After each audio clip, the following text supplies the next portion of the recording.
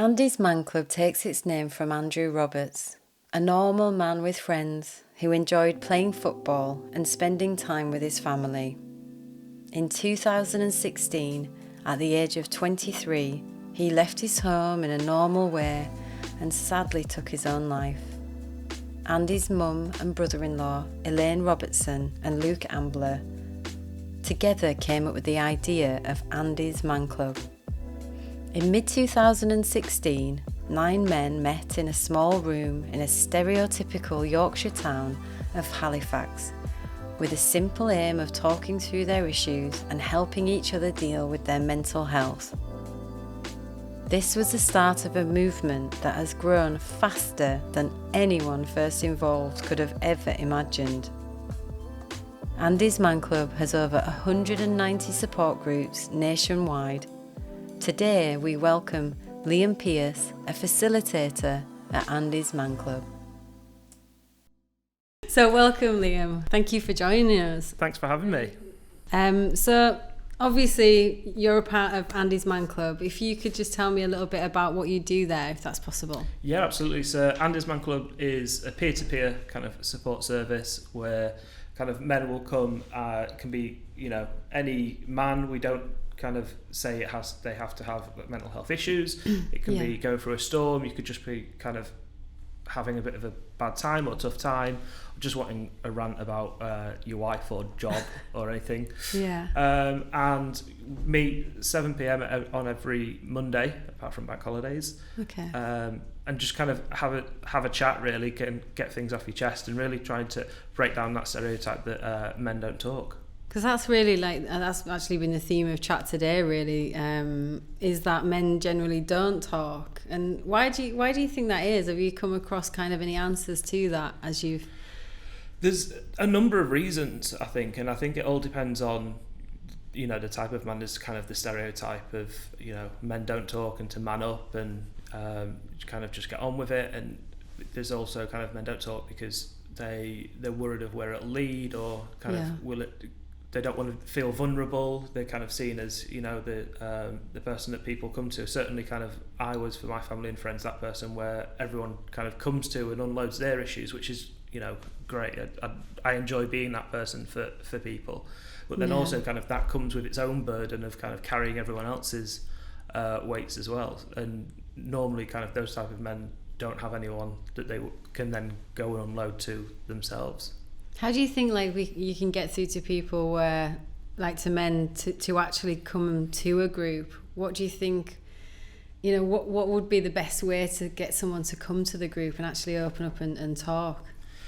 I don't know whether it's, kind of getting people to come or just kind of making men aware that it's there for when they need it. Right. It doesn't work for every man. No. Some people need, more professional help than we can kind of provide. We don't offer advice. It's support. So it's kind of, I can tell you what I've done and how I got through it, and I've had kind of similar issues, but it's not you should do this. And I think it's what Andy's Man Club has done kind of previously in terms of, we've really got stuck in via kind of like grassroots sports clubs. That's how I kind of learnt about it, is kind of my rugby club. We've got banners and kind of signs there, and it's that stereotypical kind of man, and those where you wouldn't necessarily see it. When I went for my first time, it was the week before lockdown and the pandemic in 2020, and I went to Leeds College of Building for kind of the first one, and I was really kind of apprehensive. I'd waited until kind of my wife was on holiday because I didn't want kind of to tell her, I didn't want to tell anyone where I was going or what I was doing, and I kind of, you have expectations, it's a charity, you expect a charity feel, or kind of the normal kind of type of guys that kind of attend charities and stuff like that. And the first week I went, there was over 100 men at Leeds, kind of all over the place. That's amazing. It was kind of looking around at everyone. There was tradies, there was solicitors, there was kind of doctors and postmen, and kind of just everyone from all walks of life, and kind of really seeing kind of, one, the sheer number, and two, kind of, it's not a case of it's one type of person. And it's cynically the kind of the thing that helped me the most was actually I'm not these people are going through tough times as well. And I kind of enjoy the listening just as much as I do the talking, because it kind of reminds me you're not alone. It's completely normal. And so when you went to the group with sort of 100 people there, how does it look? Like, what do you expect when there's 100 people?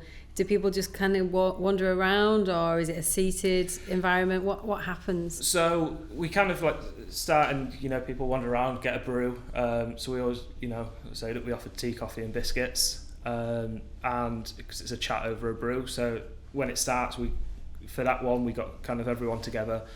And as difficult it was to manage, we kind of did introductions, and I think there was something like 40 new people kind of attended all on one week. And then it kind of broke down into smaller sessions. Okay. Where you can kind of go, and we go through 5 questions. So the first 3 are the same every week, and that's kind of like, how's your week been?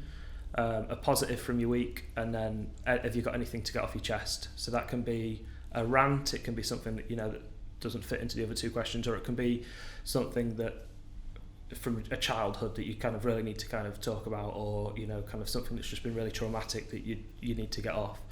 And then normally, time permitting, we have a break, another brew, kind of a chat, and then we'll try and finish with 2 questions, and they change every week, but the aim is to then leave on a bit more of a positive note, and kind of leave feeling kind of certainly higher than when you came in. That's what I was going to say. So I guess like as you come out, then you would feel like a sense of relief, perhaps, or what does it feel like? It's different for everyone, really. So some guys kind of that go to AMC often kind of preach, like as soon as they left that first week, they felt amazing, they felt lighter, and kind of like the chest kind of, they were able to breathe again. And that's great, but I try not to kind of tell new guys that come in that, because I don't want to kind of have expectations of under promise, over deliver. I see what you mean. But like for me, it wasn't a case of I felt lighter. I didn't really say much. I kind of just wanted to see what it was about. We've had guys who have come and not said anything for 8 weeks, and then kind of week 9 they've kind of really opened up to kind of some really deep shares, and it's different for everybody, and I see it more as kind of a journey, and kind of that first week is great, and then kind of, but I'll give it a go and come back next week, and it's just kind of about coming back next week, each week, until you realise it's part of your routine, and if you miss a week, then you start to notice. I think for me, because it was that week before lockdown, had such a huge group, and then kind of everyone locked down and it wasn't available anymore. So I didn't really miss it, didn't notice it, because I didn't really understand what difference it had made. And Anders Man Club offered online, but that just wasn't for me. I didn't think I'd get the same out of it. So I waited until it opened up again in November 2020, and then I've just been going consistently ever since. And obviously then you are now a facilitator. How did that happen then? So you kind of go for a couple of weeks. I managed to kind of work through some stuff. For me, kind of it came at quite an ideal time. So I started going November, and then my wife found out she was pregnant in December, but I sadly lost it. So while it was a really tough time, I knew that I had Anders Man Club to kind of go and kind of unleash my stress and kind of have that support there that my wife didn't have. So I was able to kind of, on Monday was kind of my time to do that, but then that allowed me to be more of a support and a stronger support for her, essentially. And kind of was able to get through that. And I think it was March time I was asked if I wanted to kind of step up and start kind of facilitating and leading groups. And it's just a case of we like to kind of ask people to be facilitators rather than kind of people ask us, just because we like to, there's a certain type of guy, we want to make sure that kind of they can, 1, offer the support to the guys that need it, and 2, don't need that support as much themselves. I think every facilitator is a user first and foremost. And what a real kind of strength of that is being able to say, actually this week, lads, I'm not up to facilitating, I'm just going to go as a user. And I think that really helps. You can do that then? Yeah, absolutely. Like I say, everyone's a user. So for us, because it's a bit different for Leeds, because we've got 3 groups that kind of run, you know, under one guise essentially. So we kind of like, we have, you know, staples of people that go to each group every week, but normally kind of people float around. Right. But we'll do a roll call and just say, like, who's ready for Monday? People say where they want to go, and then, or say, actually, I'm just going to come as a user. I've done that myself, and, you know, I think the best facilitators recognise that they're not up for facilitating. Right. And then, so when they come to the groups, is there times where you think, actually, some of this needs like additional therapy? Or, I mean, obviously you can't professionally say that, but in terms of... We've certainly had guys where we thought, actually, like, this person needs a lot more help than we can offer, and we can signpost them to that. We've had people come whose day jobs are therapists, but they're not there and under that guise. Like, they're not there as medical professionals, they're not there as therapists, so they're there as a user. So we kind of certainly don't use that, but we encourage them to kind of, you know, maybe kind of speak to your GP or kind of see what else you can do. It's a difficult one in terms of additional support, because one thing that, so we have 3 rules that we don't speak about at Anders Man Club. Religion, politics, because too controversial, we could all be there all night. And medication, we're not there, we're not GPs or medical professionals, we're not there kind of in any other guise apart from users. So what works for me might not work for you, so we kind of definitely don't want to go through that road. So it's kind of asking that additional support, and we try and shut it down, even if it's a case of, I'm worried of, you know, I've been offered medication but I'm worried about going on it, because even down to kind of like side effects and stuff like that, people might say, oh, I really struggled with this side effect, when actually it might not work for that, and it might put them off taking it when actually they really need it. I see what you mean. I think like that's the thing, isn't it, as well, like with therapy, you know, obviously this is a really great place to go and talk, and I think, like, you know, one thing that I've learned with sort of therapy is that, you know, is that where you can just release information, and just part of therapy is just that communication and talking about the things that have gone on. And these things can be, you know, like, it's like trauma. Everybody's version of trauma is their own, and like it can be something really small, but it can be really big as well, like you're saying, things have gone on from years ago. And I suppose it's just like it's an amazing thing to be able to come out and talk about these things and have someone listen, because I think often, I guess, men are not always used to that. Is that right? You know what I mean? Like, because obviously it's like, shut up, you know, get on with it kind of thing. And is that...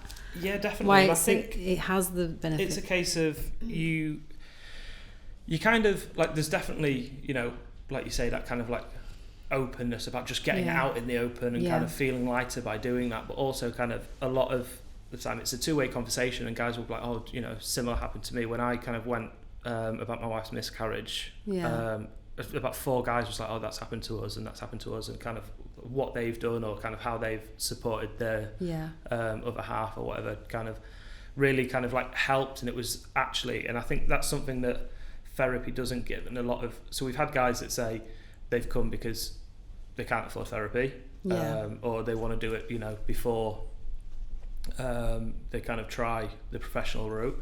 We've had guys that have done therapy, it hasn't worked for them, but actually having people who understand. And I think a lot of people do say, you know, like, therapists are great at kind of giving that professional advice, and are absolutely needed, but it's kind of text, or it's advice from a book. These sessions are a lot of the time of people that have lived it, and it's kind of that real life experience and that real life support.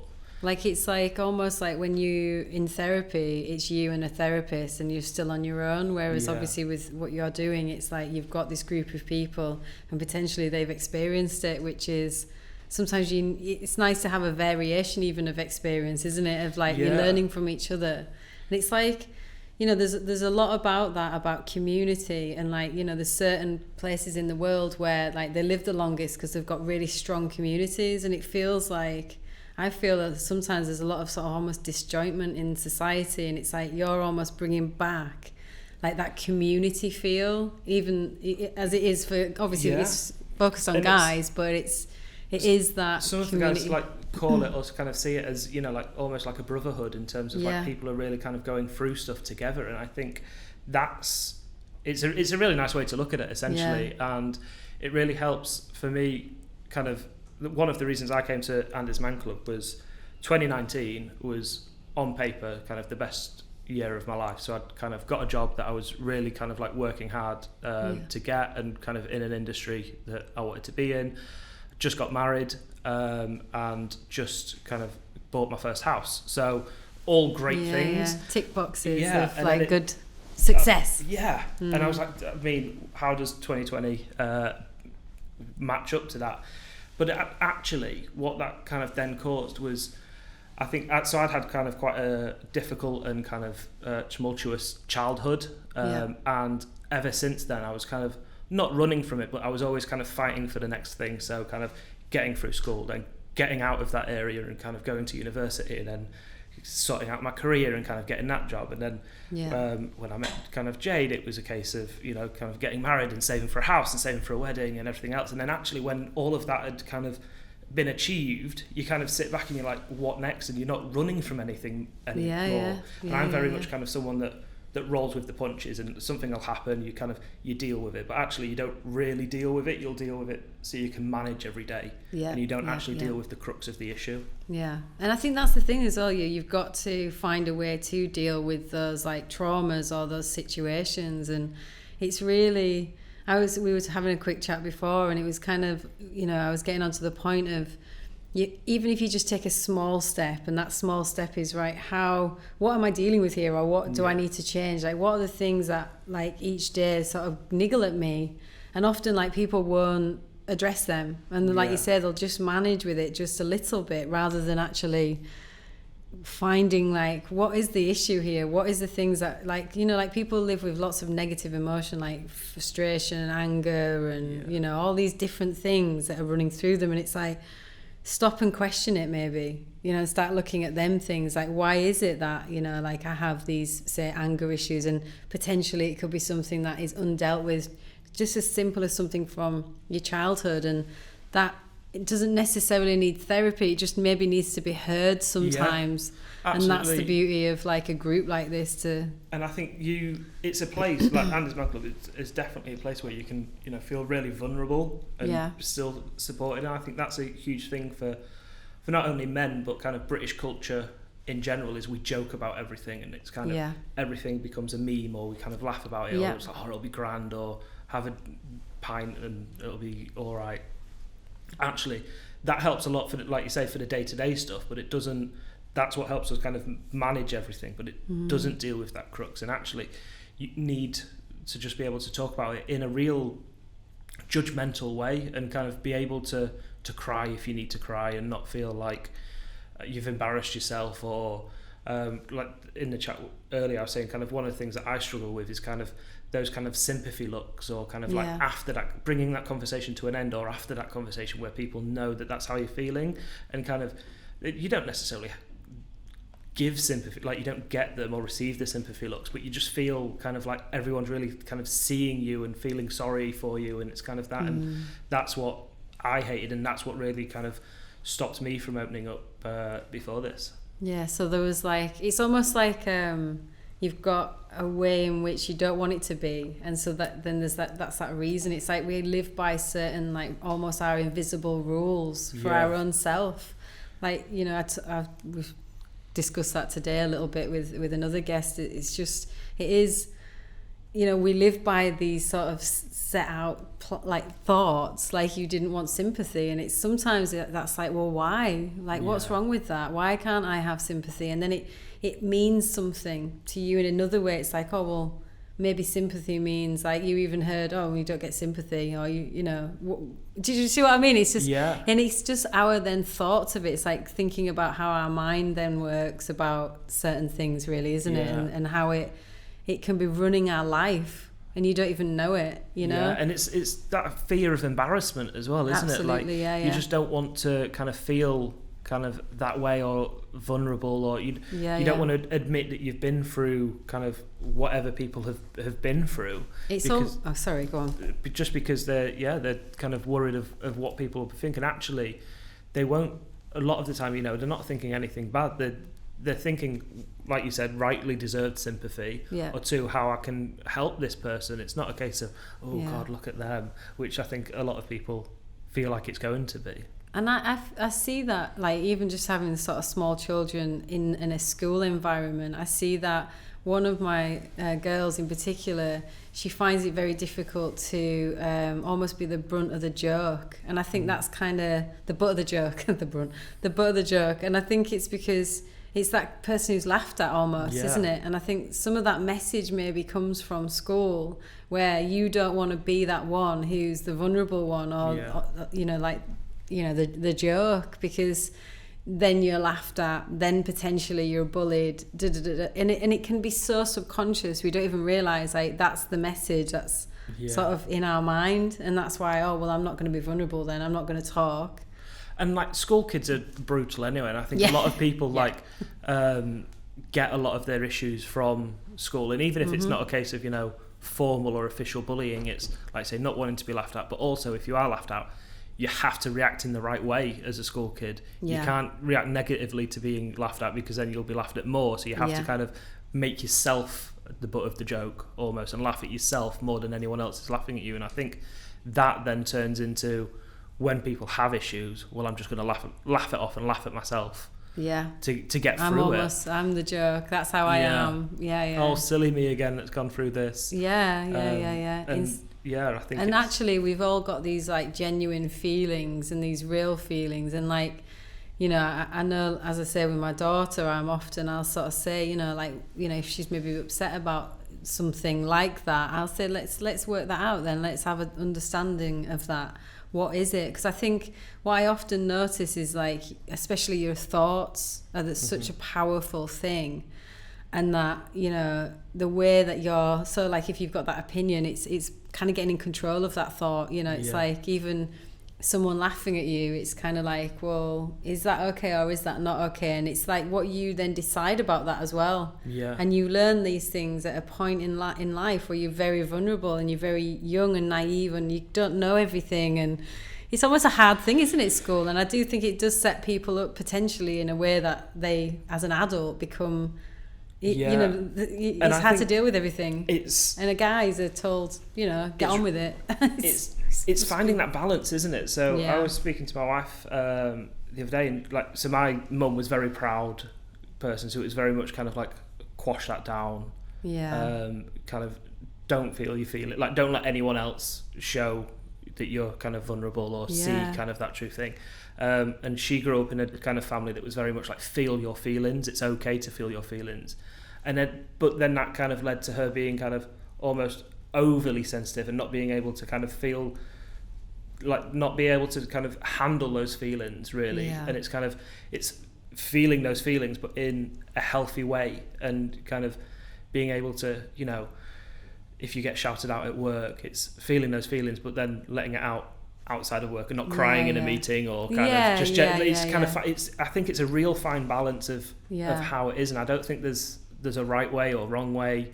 It's just a case of finding what works. I feel like as well, it's like, you've got to learn for yourself as you're going through it. So it's almost like, you know, when you go into your groups, people are talking about it, they're learning from each other. Sometimes it's like almost like a thought that you maybe have never thought even, you know, like someone will say something, oh well, I dealt with it like that, and it's like, oh, I didn't even think of it like that. And it's funny how it's something maybe even really obvious, somehow you haven't been able to think of it like that or look at it like that. And I feel like that group, that community, makes things firstly like accepted almost. That's okay that you feel like that, and also like, maybe this is a bit of advice that helps you as well. Do you see what I mean? I think like you say, it gives that justification, I think, to be like, it's okay to feel annoyed, it's okay to be stressed at it, or, you know, it's also kind of okay to admit that actually it's a real bad situation. There's no answer that we can give that's going to make it okay.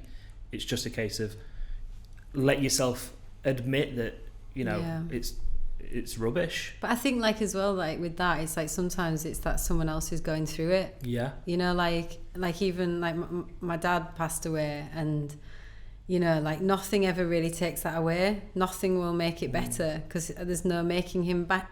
Do you know what I mean? You can't bring him back. So it's like for me, like that was a lesson of time as being a healer to deal with it, not to but just to accept it, I think. And we've got guys that kind of have come and have had their dads pass away. Yeah. But kind of we have such a varied, like we've got one guy who his dad passed away when he was like 7 and he was the one that found him, but didn't deal with that until he was kind of like 55. Yeah. And then we've got another guy who, you know, was a few years ago, and another guy that was like 1 year ago. And I think them finding each other and actually on different ways of the journey and being like, I know how it feels, because it's me as a facilitator, like I can't say to you, I know how it feels for my dad to pass away. One, because my dad hasn't passed away, but also like, I feel like it's such a unique way you feel, and it depends on your relationship with your dad. Like, absolutely. I could say my dad's passed away, but actually I didn't really like him, so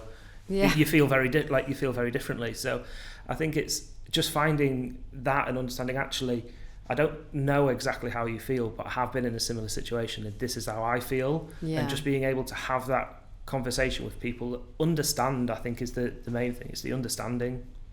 Feeling like you're okay to feel how you feel. And that's the thing, isn't it? Often people they feel like they need to be a certain way, or like obviously a lot of men don't talk and they have to be a certain way and and it's like, actually all ways are acceptable, all feelings are acceptable. You're wonderful the way you are, and it's okay to be you and feel how you feel. And it kind of gives you like a bit of like almost like a self-esteem, like a bit of, you know, like picks you up a bit, you know. And I think like you say, everyone reacts really differently. So like I say, 2019, great year, and it wasn't until January 2020 where I was driving along the M62 listening to Stormzy's new album, kind of full blast, and I just started crying while driving, and it was like proper ugly kind of crying, like hyperventilating. And I don't know if you've ever done that at 70 miles an hour, but it's quite difficult to drive as well. And that's kind of just how I was able to release emotion. And then other guys that come kind of release emotion through anger or through fighting. And got a guy that comes and he blacks out when he gets angry and kind of doesn't really know what kind of goes on, but comes to and there's holes in the wall or stuff like that. And I think it's understanding that everybody is different, but actually they're all coming for the same reason. And it's just to kind of, they're all there because one, they want to help themselves, and it's to kind of get to grips with their own kind of mental health. And it's really nice as a facilitator, one of the best things to do is kind of watching a guy come in week one kind of really kind of like broken and kind of doesn't understand his feelings, doesn't know how to kind of address them. He's kind of, this is not a last resort, but you know, like he doesn't know what else to do, and he's thought, I've got nothing to lose, it's 2 hours of my life. And then kind of seeing them progress week on week to actually kind of being a really kind of like healthy kind of great kind of guy to come up with.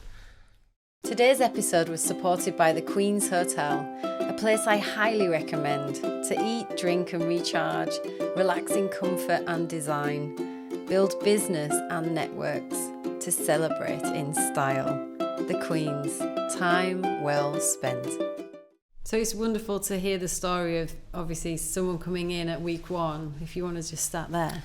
Yeah, so the kind of guy specific guy I'm thinking about kind of came in week one. He, in a real bad way, was kind of wasn't attending work but wasn't ringing in sick, was telling his family he was going to work and just riding around the buses all day and pretending he was at work, and kind of came, and it's real kind of like not last option, but you know, he didn't know where else to go. He was kind of really struggling, and then seeing him kind of build week on week and kind of watching him really progress and kind of be much happier and feel lighter, and he'd got back into work and he was kind of thriving at his job, his kind of relationships were getting a lot better.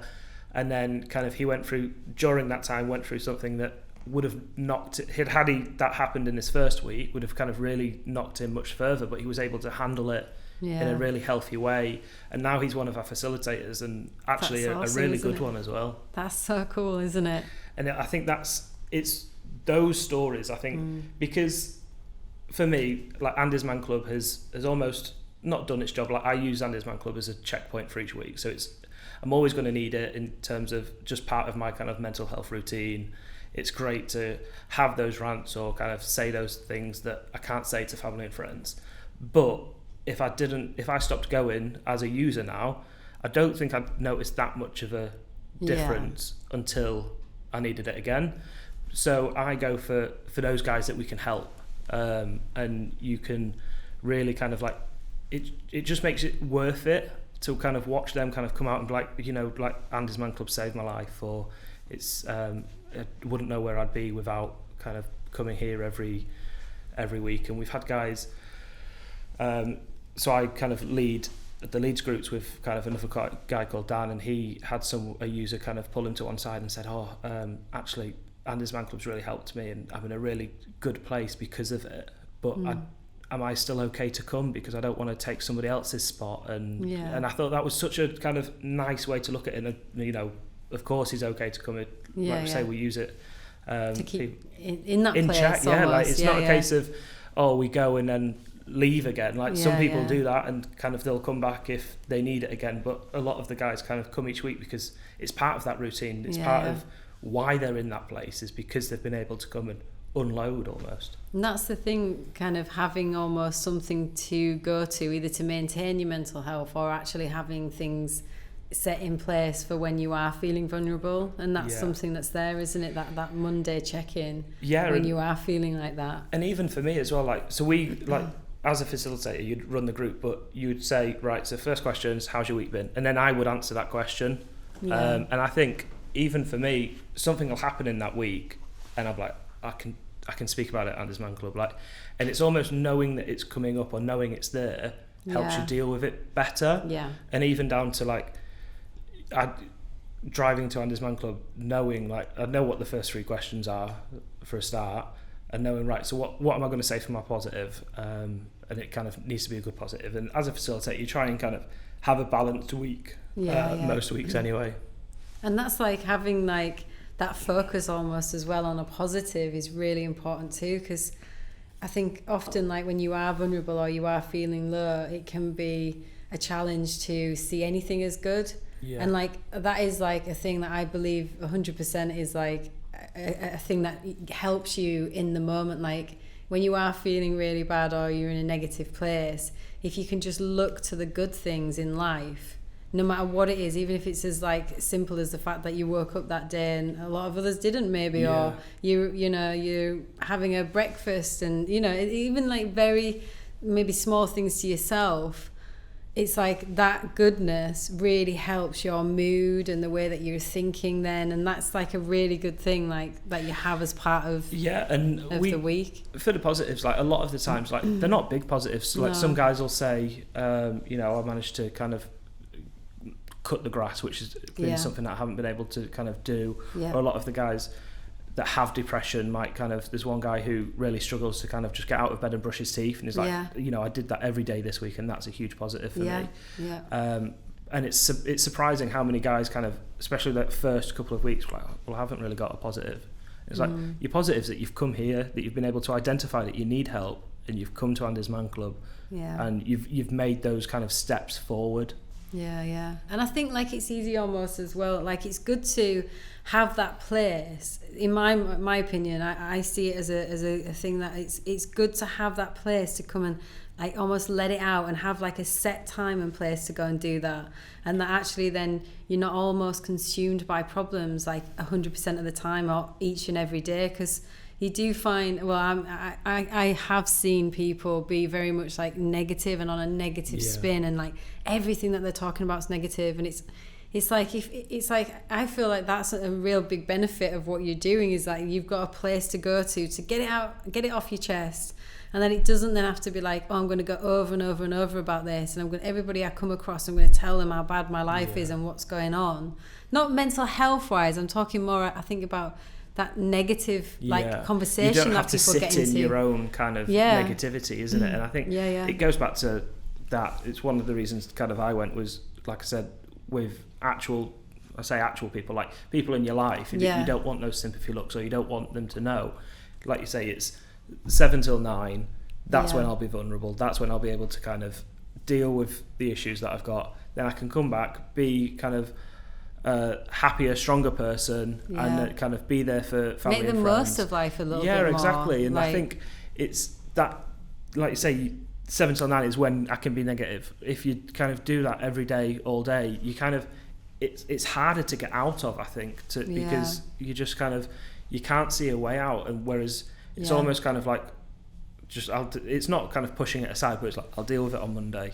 And like, I've had kind of huge kind of rants, like I say, I've been able to kind of deal with stuff from my childhood and kind of get stuff out that way, but also like on question 3, when it's like anything to get off your chest, I'm like, do you know what, work has been an absolute killer, and I'll just rant for 10 minutes about how annoying colleagues are, or kind of how I work with stupid people, or kind of whatever. And everyone works with stupid people, so then they get to kind of... And it's just your opinion. But it's true, though. But yeah, and it kind of really gets kind of... It can be anything. We try and say, like, it's not top trumps. It's not like, you're going through this and then I have to go through something else. It can be, like someone kind of... family member, we get a lot of kind of grief, or marriages kind of collapsing, or kind of just general stuff like that, but then actually like the guy next to him is like, well, I've had a good week, and it's being able to enjoy people's good weeks while you're going through a bad week as well, and be like, oh look, he had a really bad week last week, and now he's having a good week this week, and I'm having a bad week, so maybe I can get it, and kind of watching and maybe next week progress. I'll have a better week because he had a good week this week as well. Exactly. It kind of inspires that as well. It's not just kind of enjoying the misery, it's kind of like really kind of celebrating the successes for each other as well, and kind of really sharing it. And you get out what you put in with Andy's Man Club. We've had kind of, like I said, my kind of mindset at the beginning was, it's different to my life, like this is, I'll do it and then I'll go on to my life. It's great that they're a group of strangers, I don't have to see them in real life, and whatnot. And people do that, and that's kind of great, and that's what works for them. We've had people kind of come in and they've kind of met what they'd call their best friends now, and kind of I've met really good friends from it, and kind of, so it kind of, that's great though, isn't it? Like that actually there is a place like to go and meet new people as well, which is not always possible. It's always, I mean, one thing that kind of I struggled with is, I'm not from Leeds originally, and kind of moving to Leeds, making friends as an adult is really hard. So it kind of, like you say, it gives that, but also it kind of gives those friends, like there's certain friends I wouldn't be able to say, do you know what, I'm going through a really kind of bad time at the moment. But I know that if I went for a drink with kind of one of the guys from AMC, I'd be able to say that and they'd fully understand what I'm doing. And it's almost like you don't want to go through your whole story every time. I'm going through a bad time, because it all started when I was 5, and kind of through that. And it's great when kind of, because they've been in groups with you and they've watched that success and they know your story, you can be like, actually, I saw kind of this person, it really kind of like triggered this memory, or kind of I've been having kind of really anxiety kind of attacks and stuff like that. And I think it's, no matter what, like we kind of Andy's Man Club, you say, like I said before, it's not a case of it can be any guy. You don't have to have depression or anxiety. I don't have kind of any kind of formal mental illness. I would say, like, I have bouts of kind of being anxious, but I don't have anxiety. And it's kind of just, but I don't need that to then understand how someone with anxiety or with depression is going through, because I've watched what they've gone through every week. And like what we were saying about before as well, about how we were talking before about, mental health being sort of a continuum. So it's not like you either have mental health issues or you don't. I mean, obviously there's certain extremes of that as well, obviously, but generally speaking, everyone's kind of on a balance, and you can either tip into kind of a negative, more, difficult times, but it's not like you have it or you don't. You kind of just move up and down, like it's like a scale, isn't it? Like the old doctor's scales with the, the peg that runs along. It's like almost something like that, almost, that you can be like in a really good sort of spot, or quite balanced, or really good, or start going a bit down that tipping point. And it's finding things that help you deal with those darker bits, and like even like your anxiety, even it's like what do you do with it? everyone has bad days. Everyone will wake up and be like, oh, you know, I can't be arsed today, or you know, like, I really struggle, and I've agreed to go to this thing and I don't want to go, and I just want to kind of stay in bed and eat ice cream or whatever, or kind of, and everyone has had really good days, kind of, even arguably kind of like some of the most kind of guys that have the most depression or kind of struggled the most with depression will admit they've had good days. So it's kind of, like you say, we need to kind of look at mental health a lot more like physical health, and you know, it might be good for most of the time, but actually you've twisted your ankle. You're having an anxious moment. It's just kind of gone down the scale a bit, and that's fine, you can deal with it, but sometimes it picks that balance and kind of it gets to parts where you can't deal with it by yourself anymore, and you need to be able to kind of unleash. And you can do that with mates if you've got that kind of relationship, or you can do it with family if you've got that kind of relationship, but kind of some people don't want to or don't have that relationship, and that's where don't know how to, like, they don't know how to speak and even. How do you bring it up, bring it out? A lot of people like oh, are you all right? And you just say yes, it's a default answer. Yeah, I'm good. Are you? And it's kind of you don't even think about it. It's just a case. And there was that whole thing of kind of like asking twice and saying, are you sure you're okay?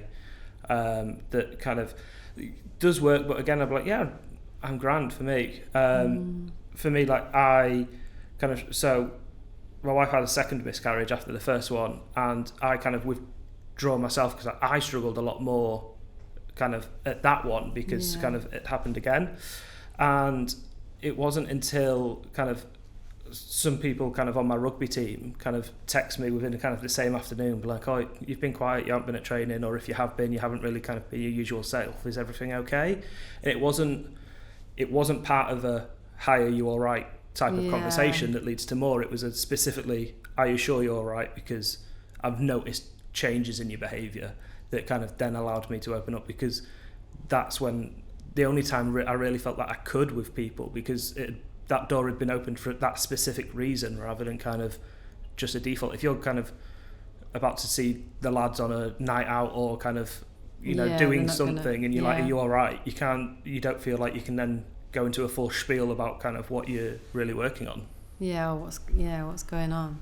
And I think that's the main thing, isn't it? I'd hope that, like, from today's conversation, you know, someone listening will understand that, you know, you have to find a way to, like, get through these sort of times, and that, you know, there is groups like, you know, like yourself, and, you know, but there is therapy, but there is other things that you can do, potentially even like, you know, I mean, I personally use like exercise as a thing that helps me and my sort of balance and my mental health, to make sure that, you know, that's my sort of go-to. But talking is as well, you know, like that's obviously important, that really is. But having like things that you have for yourself that work for you, and I think definitely for men especially, they need to know that, you know, it is okay to talk, that you should talk, and that there's, like you say, there's, you know, you've got over 100 groups now. There's obviously definitely a need for it, and there's people out there that want it. And so do they just turn up then? Let's just go back to that. So I think kind of on that 100 groups, I think it's incredible to think, because I know when it was first started, and Luke and Elaine kind of started it, and their aim was after 5 years we'll have around 10 groups, maybe one in kind of one of the kind of like Scotland or Wales and the other countries. We'll start kind of thinking of that. And at the 5-year mark we opened our 50th group. Wow. So kind of it completely kind of excelled all expectations. And then now it's 6 years and we're on 104, I think. So wow, it just continues to grow, and it shows that kind of continued need. And I do think a huge part of it is, one, you don't have to kind of be going through anything. Like if you're going through a storm, you don't have to have depression or anxiety or anything like that. I think, two, there's, like you say, there's no referral. You just turn up. We've got an online group, and the only time that changes because you need to email to get the link for it. But for the physical groups, it's kind of just turn up. You don't have to tell anyone you're going, and it's fully confidential. So you don't kind of, what's said in the groups kind of stays in the groups, but also kind of you don't go and say, oh, I saw Graham at kind of Andy's Man Club, because Graham might not have told anyone. I've got there's a guy that goes to Andy's Man Club that I know because he plays on a different rugby team from me, and we've played each other. and we just tell each other, I know him from work, because it's not he doesn't he doesn't tell his friends or family that he attends. So it's a case of kind of respecting that, really, and not kind of the confidentiality thing is, you know, the backbone of what we do. You need to be able to kind of feel safe. It's important to, you know, to find something like that. It's really important. Okay, so I'm going to come to our sort of final 3 questions now, the big ones. Are you ready? Well, obviously you've learned so much, I'm sure, within the groups, and these are just my 3 big questions on life that I just ask at the end of the podcast, and it's just whatever comes to mind. It doesn't have to be, it's not the correct answer, and everybody's answer is different, which is really wonderful. So right, first one, this is slightly off topic, slightly, but what do you think the key to success is? Key to success? Not afraid of failure. Great answer, thank you. What do you think the secret to happiness is? They're really deep, aren't they? Secret to happiness, I think it's different for everybody. For me, it's kind of family and kind of being that good husband, friend, kind of person, being that person that people to come to. That's wonderful. And finally, the big one. What's the meaning of life? Meaning of life is, I would say, to leave the world a better place than when you came in. That's awesome. I love that answer. Thank you so much. I'm going to finish then with a quote from the Jolly Jar. Right. So since quotes can always help and change a moment, as they did for myself, let's see what yours is. The quote is, "Worry does nothing but waste time," by Katie Ross. Oh, thank you. I like how everyone reads my name at the end. Well, that's yours, so you can take that with you. And thank you so much for today. It's been so lovely having a conversation with you and learning more about Andy's Man Club. No, thanks for having me. It was a great time, and, you know, great to talk about. I think it definitely needs to be something that we talk about more, and for men to kind of understand that it is okay to talk. Definitely, 100%. It's okay. Definitely, please talk. Please just get it out, and you're not alone. Okay, thank you so much. Cheers.